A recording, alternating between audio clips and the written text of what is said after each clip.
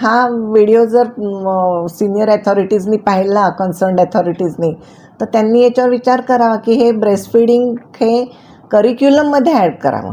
बरोबर. मेडिकलच्या पण आणि इव्हन रेग्युलर पण, की मदर्सना, मुलींना, आम्ही आता कॉलेजमध्ये, शाळांमध्ये जेव्हा मुलींसाठी, किशोरवयीन मुलींसाठी लेक्चर घेतो, त्यात थोडंसं हे पण सांगतो याचं महत्त्व, की समजा एखादी किशोरवयीन मुलगी आहे, ती मावशी झाली, तर ती तिच्या बहिणीला मदत करू शकते. इन फ्युचरमध्ये ती स्वतःसाठी उपयोग करू शकते. राईट. त्यामुळे ह्या गोष्टीचा, या नॉलेजचा उपयोग सगळ्यांना होणार आहे.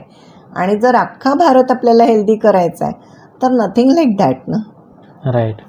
तुम्ही फॉर्म्युलाचा विचार करा ना, 800 रुपये आठवड्याला, आणि नंतर तो थोडासा वाढणार आहे, जास्त लागणार आहे. हा ॲव्हरेज म्हटलं मी, जरा भारीतला घेतला तर 1,500 रुपये. आणि या पद्धतीनं वर्षभराचे किती वीक्स होतात आणि किती रुपये लागतात. बरोबर. प्लस त्याच्याबरोबर बाळ जर का आजारी पडलं, गॅस्ट्रो झाला, ॲडमिट करा, त्याचा खर्च वेगळा, वजन कमी होतं त्याचा वेगळा, आईवडिलांना नोकरी सोडून विदाऊट पे राहायला लागतं त्याचा खर्च वेगळा, किती बर्डन येतं त्यांच्यावर. राईट. तेच हे सोपं आहे ना त्यांनी पाजलं तर.